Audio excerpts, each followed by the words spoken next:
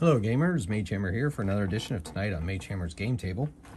Tonight we have my continuing series of Tiny Cthulhu with the pulp rules, which are inside this rulebook, featuring the Intrepid Society, Dr. Alistair Wickham, Xander Chance, and Dr. Tessa Stewart.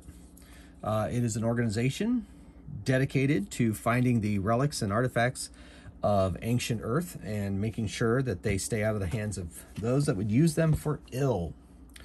To help me in this solo journey, I am playing with the side quest deck, Pulp Adventures. Each one of these cards has an outline of an adventure and a map that is important to the adventure, and each one of those ends up being the adventure for each episode, which brings us to episode 11. And if you've, I guess I don't want to go too much into what's been going on in the other series, in the other episodes. So, I encourage you, if this is your first video of mine, to go and watch this series before you watch this one, if you're interested in seeing what I'm doing here. In last episode, the Intrepid Society stopped a doomsday device. I won't go into too much more detail than that. So you can go back and watch that if you like, episode 10. And in the meantime, we're going to take this story into its next chapter, and we're going to do that by randomly determining which one of these adventure cards is next. Before we do that,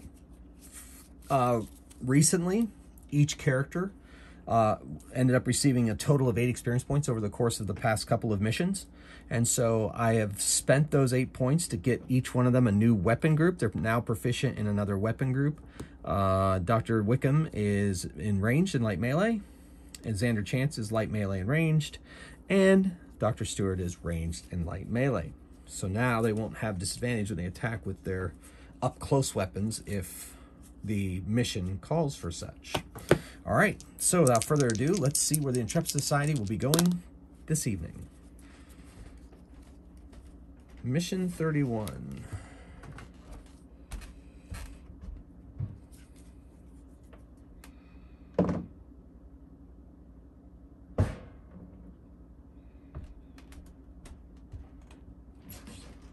Dun, dun, dun, dun, dun, dun, dun.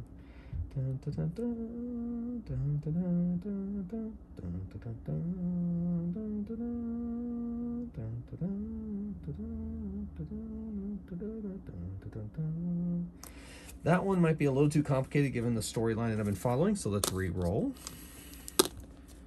All right.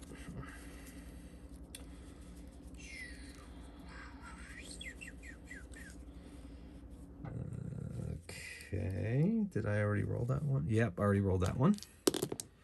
And let's go 50. All right, so let's see what we got here.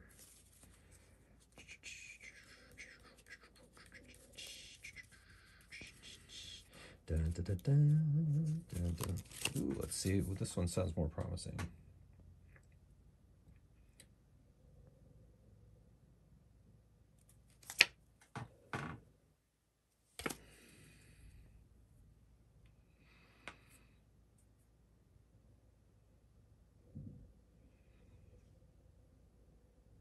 Dun, dun, dun, dun, dun, dun, dun, dun, dun,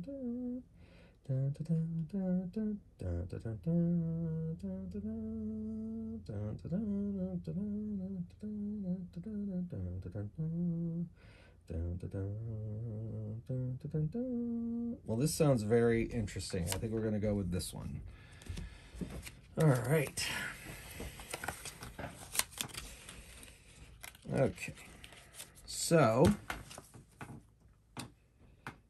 all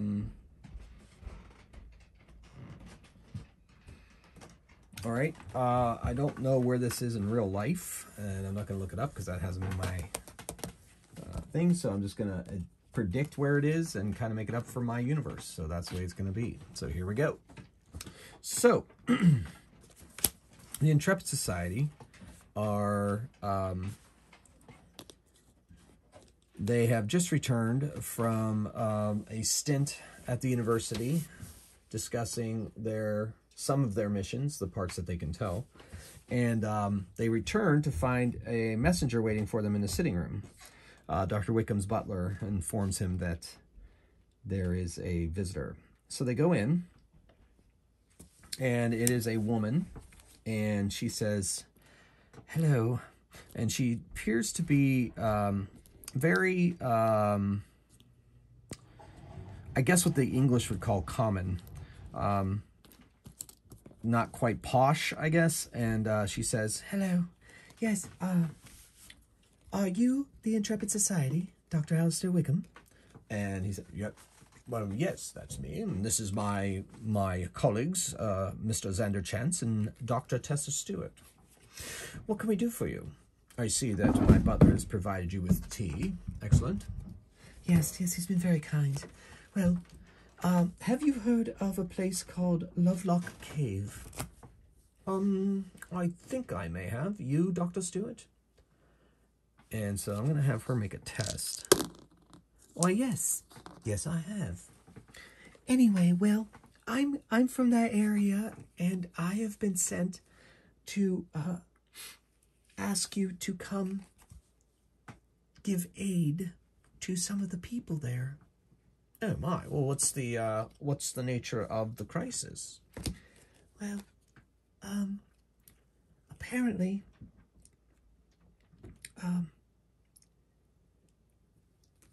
I can't give too many details, but I will tell you that my employer is prepared to pay you quite handsomely.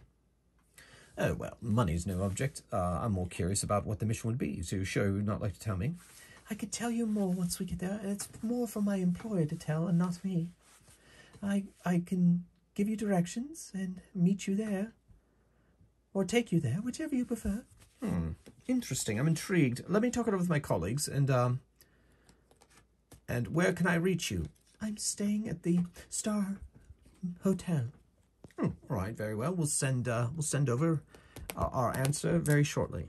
Unless you would like to wait in one of my other sitting rooms, and I don't know how long it will take for us to make this decision, but it's quite up to you. Well, if you don't mind, I think I will stay and finish my tea.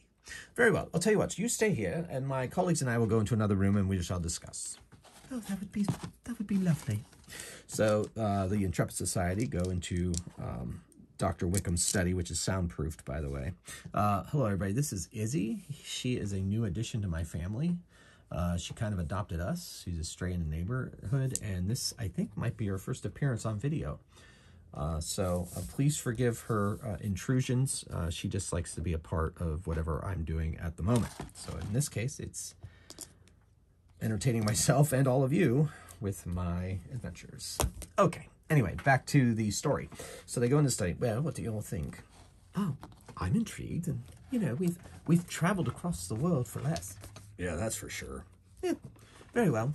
I shall tell this employer to keep his money, and we shall go see what it is. We're not doing anything else currently anyway. What do you think? Do you think maybe this may have something to do with the overlords? Well, if it's in this country, if that's the Lovelock Cave that she's talking about, I hope not. That means our borders have been compromised. Yeah, well, let's find out. Very well. All right, so we're in consensus? Yes, I'm intrigued. Yeah, I'm up for anything. All right, very well. So they return to the woman and they say, "So, Miss, I'm sorry, I didn't get your name." Whitmer. Oh, well, hello, Mrs. Whitmer. Ms. Oh, pardon me, of course, Ms. Well, now see, Izzy, that's not going to do at all. Oh my. All right, well, okay. All right, oh, Izzy. Yes. Well, yes, we are very interested, and we would like to leave immediately. All right, well, Lovelock Cave, here are the directions. She provides them with a map, and I will meet you there. Well, we have our own transportation. We'll make our way there, and maybe we'll see you then. Oh, wonderful, lovely, very well. Well, thank you so much. Thank you for the tea, and thank you for your interest. Once you get there, my employer will be able to provide you with the details. Excellent. Well, it's a pleasure meeting you, and my butler shall see you out. Oh, thank you so much. Have a nice day. You as well. So they gather their materials. They do some research, as they always do, on Lovelock Cave. Let's see what we got here.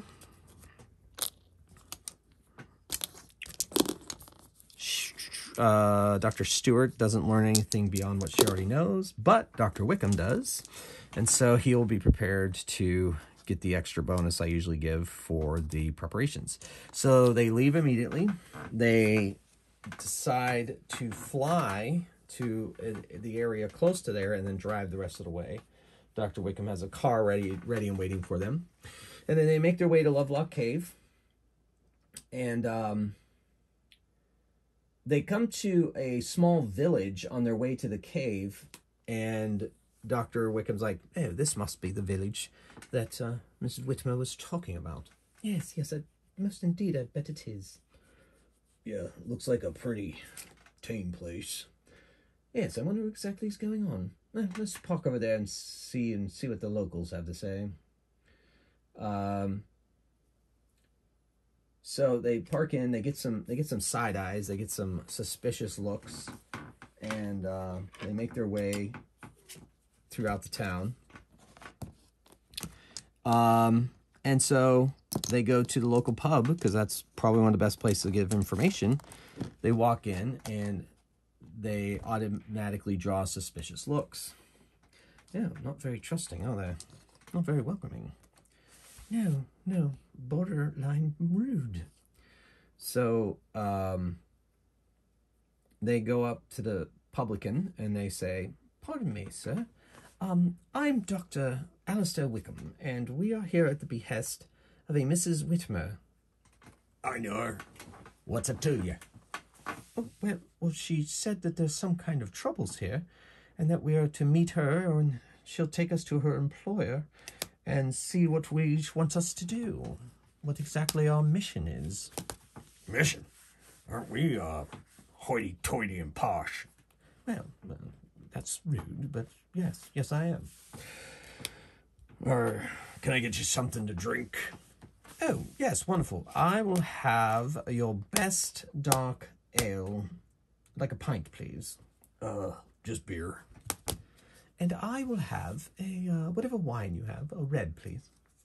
Oh, all right, coming right up. And so Dr. Wickham pays for their drinks, and they go to a table.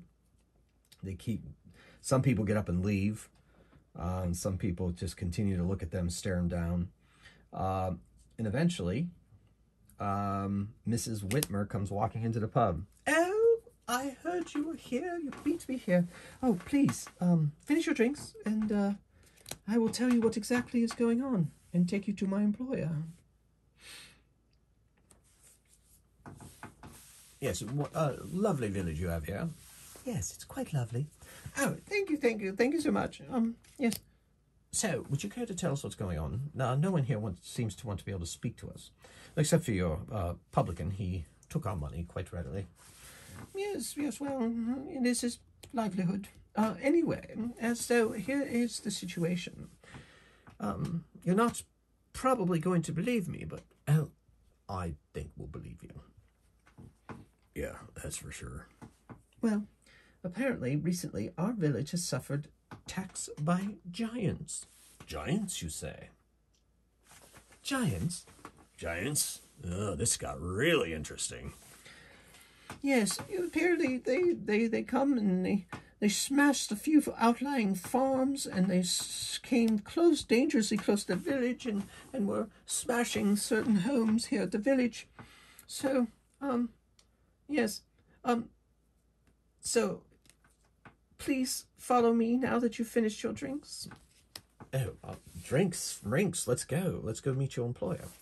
So she takes them through town, out into the woods, and into an isolated clearing. And stepping out from the trees is a giant, what looks like to be a giant man. And he's pretty giant. I would say probably about the size of a hill giant in Dungeons and Dragons. And he says, welcome to Lovelock. Yeah, well, thank you Sir? You see, my chief is smashing the humans' places, and he's kind of lost his mind, I think, and it disturbs me greatly. But we cannot have this. The humans have never done anything to us, and in the past have actually helped provide for us. They've kept our secrets, and we've provided them with game, and we've helped with their farming, but they're very secretive because we insist. Anyway, my chief has now gone rogue, I suppose, and has gone about trying to harm the humans, and that just won't do. Well, if that's the case, why don't you just stop him? Well, you see, giant law states that no giant may harm the chief. So we need you to either stop him yourselves, or maybe help me persuade my people that this may be one time in which the law does not apply. Well, this is fascinating. Yeah, very intriguing. I, myself, am quite intrigued. I never thought ever that I would ever get to see a giant. I mean, we learn about them and we search through history, but... Yes. Quite right, Dr. Stewart. This is quite fascinating. All right, well, take us to your chief, I suppose. We will do our best to help. All right, very well. Once again, thank you, Mrs. Whitmer. Hopefully these folks can do the trick. Yes, I do hope so. So he leads them through the trees. He gestures and they follow him through the trees. And he says, the problem is I cannot necessarily be seen with you, so I'm going to go a bit ahead, arrive there, wait at least an hour before you approach the cave, and then don't tell them that you know me. Tell them that you are representing the humans and you would like to talk with as many of them as you can get your hands on. The chief, who knows where the chief is? All right, sounds quite complicated, but I think we're up to the task. So he goes in there, they wait for about an hour, trying to figure out what they're going to do, talking it over amongst themselves, and they finally decide to approach the cave entrance that the giant gave them directions to. So they come to the cave, they come within several yards of the cave entrance, and a giant emerges and says, "What be you doing here?" Hello, we've come to talk with your tribe. No talk, leave. And he hefts up this huge boulder off the ground and he throws it at them. So I'm going to have them make a saving throw rather than them hit. So they all have the resolute trait. So each one of them needs a 5 or 6 on this to avoid what's coming. Dr. Stewart doesn't roll. We're going to do that because it's going to be quite a bit of damage. All right, so they all jump out of the way as the boulder lands heavily in the dirt near them. Now, that's not very nice. Yeah, quite rude. So, please, Another boulder comes flying at them. And looks like they all avoid that boulder. Very well, enough with the boulders. And so they scurry around out of the view of the giants. And don't come back. Well, that's what we do. Let me go sneak around and see if I can find another entrance. Very well. We'll stay off a ways in the trees. Come, let us know as soon as you find anything. Got it.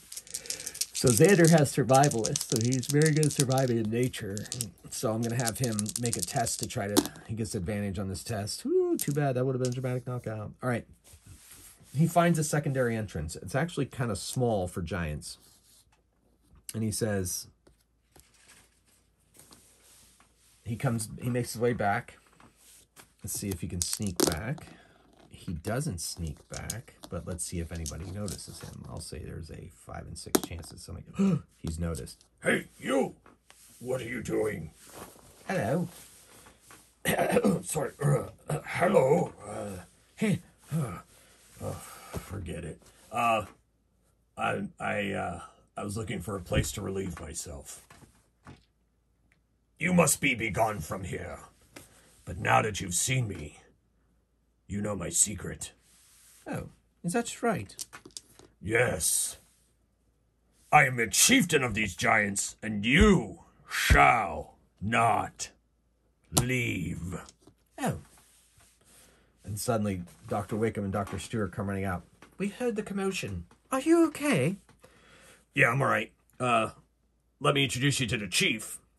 You must leave, but I cannot let you leave. And so he attacks.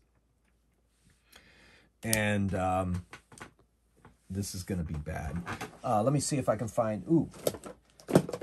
Oh, I forgot to grab my monster cards for my Tiny Dungeon. Oh, there they are. My Tiny Dungeon bestiary cards. I think there's a giant in there. We'll use the stats there.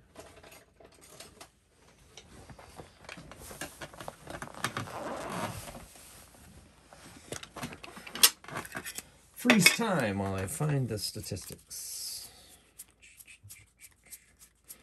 Dun, dun, dun, dun, dun, dun, dun. Giant. Fire giant. Nope.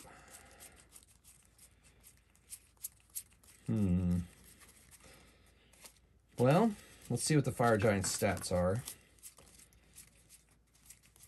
That's about as close as creature I have in this Tiny Dungeon 2E monster deck I got on drive-through cards from Gallant Knight Games. Has the creatures from there in it. In the core book of Tiny Dungeon 2E. Fire giant. All right, let's see what his stats are.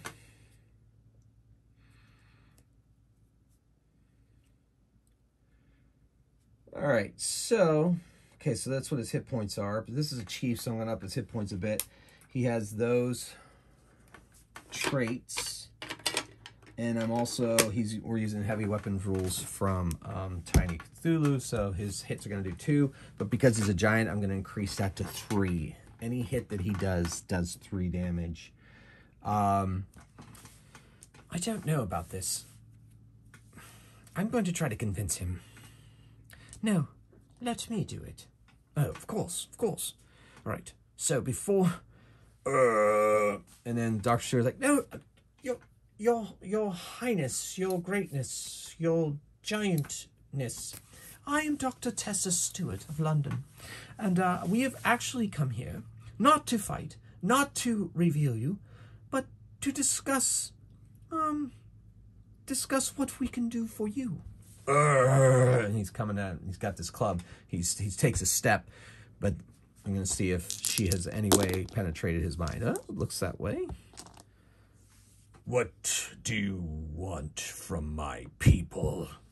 Well, what we really want is for you to stop smashing up the humans' places. No. They have fed off of us for too long. I'm sorry, fed? Do you mean that they're eating your people? No, that's not what I mean. They're parasites. Oh, I don't think so. Most humans are quite lovely people. But we hide in secrecy while they go about their lives. I'm tired of it, and now it's time to finish them so that they do not reveal our secret to the world. Well, they have not revealed your secret to the world for, what, decades, centuries? What makes you think they're going to do it now? I don't think they're going to. I just feel like they're going to, and we cannot be revealed. It would mean the end of my tribe. Well, I'll tell you what. How about we have a talk with the humans, and we pay them. Dr. Wickham here is quite wealthy and has quite a bit of money, and he'll pay them not to say anything. Let's see if she can... Yeah. I don't know. Let me take it back to my people. Oh, can we come? I suppose. Follow me. Any sneakery, and I will smash you. Oh, well, understood. So they make their way. Follow me. They follow him, and then they go to the main entrance. The guards back away as the king comes through. And they make their way through inside the mountain. inside a big cave that basically opens up inside of a rather large hill, almost the size of a mountain. And there are signs of habitation everywhere, and they're looking around. Fascinating, says Dr. Wickham. It'd be a lot more fascinating if I was looking at this through a picture. Yes, they are quite large. Thus the name. Oh, yes. So they make their way through, and they see they see giant children and so forth. And then they come into a main assembly area, and the king pounds a gong. Gong, gong, gong. And so they giants start to assemble in the room, and let's see if they can spot easily. The giant that hired Mrs. Whitmer to come get them enters in. And once they've all assembled, the three of them go and stand near the chief, but not too near. My people, as you know, recently I have come to believe that the humans are going to reveal our presence to the outer world, and if that happens, they will come for us and destroy us. These humans have come here to tell me that they don't think that's the case at all, and that they will end up convincing the humans not to reveal us. And the guy that hired, the giant that hired the three of them says, Your greatness, what makes you think the humans are ready to reveal us? It's just a gut feeling. And all the people start to kind of exchange glances. Oh, yes, Your Highness. Well, gut feelings aside, I can assure you that if you ask these humans very nicely, and if Dr. Wickham provides them with some financial impetus, then they will not reveal you. They have not revealed you for how many centuries? My people have been here for countless centuries. Exactly, and you're still here. So let us do what we need to do. I don't know. People, we promise you that we shall take care of this. Your king, however, seems to be a bit unconvinced. I know you are not able to move against him, but perhaps you could help him. Maybe make him comfortable in a place where he can do no harm. So let's see if she can... she doesn't make that test. Let's do it one more time. Grit point. Doesn't make that test. She's going to use her final grit point to try to convince these people. She fails it. So I'm going to use a rule that I created, and Dr. Wickham is going to give her a grit point to be able to roll. Oh my goodness. She could not... Oh, finally. So, after, what is that, 5 grit points? 4 grit points? So what say you? Your Majesty, Your Highness, Your Greatness, Your Giantness, will you allow your people to help keep you comfortable? We can't have you running around the countryside. Now, the king is starting to lose a little bit, so she's going to make this with disadvantage. Now, the way that works, she has a trait of charismatic, which normally would give her, in this case, since she's directly trying to change his mind, it would normally give her advantage, but because he is kind of mentally unstable, I'm going to give her disadvantage. And she fails. We're going to try Dr. Wickham's last grit point, and that makes the roll, so that was worth paying for it. Yes, I will go to my throne room. Yes. And the other giant's like, Yes, Your Highness, Your Greatness, that'll be great. Go, we shall escort you. and he kind of nods gently at the humans, and they take him to the throne room. And once they get him in there, there's a huge double doors. And once they get him inside, they bring out a large piece of planking and put it into the handles. And then the giant turns to them and says, Well, I can't thank you enough, humans. But do you mean what you said, that you will convince the villagers? Yes. In fact, Dr. Wickham's going to invest quite a bit of money into the village for their silence. But I really don't think you're in any kind of danger of them revealing you. They would have done it by now. You know, so we will provide them with extra financial impetus to keep their silence, and that should do it. But I'll tell you what, send Mrs.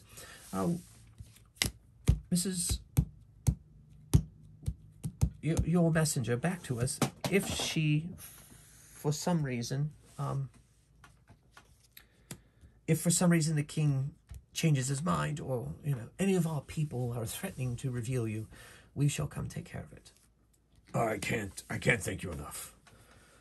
Please let me escort you through our fair, wonderful city. Can we get you anything to eat? Anything at all? No, I think we're fine. I think we've done our good deed for the day. We do appreciate your hospitality, but I think we should be getting back. We need to talk to the villagers quickly. Very well. Thank you. He leads them through the mountain outside of the cave, and they make their way back through the forest, and he leads them up to the clearing where he met them. They go from the clearing back into the Lovelock village, and they make their way to the pub. They say, hello, we need to talk to your mayor. All right. I'll get him. And so they go get the mayor, bring the mayor. Dr. Wickham says, Your Grace. Is it Grace? Anyway, yes, your mayorship, sir. Yes, anyway, I'm Dr. Alistair Wickham. This is Dr. Tessa Stewart, and this is my colleague Xander Chance. And we are from an organization called the Intrepid Society. We have been brought here, I won't tell you how or why, to take care of your giant problem. Oh, yeah? What about it? Well, we've taken care of it. Oh, what? You stopped the giant from running around smashing us? Yes, we have. His people have taken care of him. They have him apprehended. And so I also would like... you see, the giant chief was afraid that someone in your village was going to reveal their presence to the outside world. And that is something that the king does not want. But in his state, he decided that he convinced himself that that's what you and your people were going to do. So I propose that I am going to make some financial investments in your village to guarantee that none of you reveal these giants' existence. I could live with that. All right, come back to my mayoral residence and we'll write up the papers. Oh, splendid, yes. Thank you. So they make their way there. They set out the deal. He's going to provide monies to help with farming equipment. He's also going to provide monies to help with the infrastructure of the village.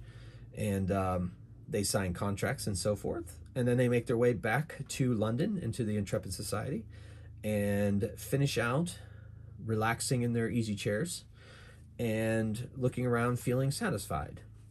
So that was a very unorthodox kind of adventure again. I have another one of those kind of like where there was no fighting or anything along those lines. And sometimes those can make for better adventures. It was kind of highlights the solo play of how I play. I had Xander have a chance to suddenly gets discovered by a giant, and what logical sense was that it would be the chieftain, right? He's probably going to go out on another run and go smash up another part of the village or something. So I was like, oh. So in my mind, it just kind of clicked together, and so they encountered the chieftain a lot faster than it probably would have said to do in the adventure itself. And here's the map. I don't know if you can see that in my lighting. Looks like this is the Locklear Cave. Lovelock Cave. Anyway, so once again, the Intrepid Society has made some part of the world more secure. And so that is episode 11 of my ongoing series. And hopefully you'll tune in next time for episode 12. But for now, until then, keep on rolling dice and playing games. And Magehammer out.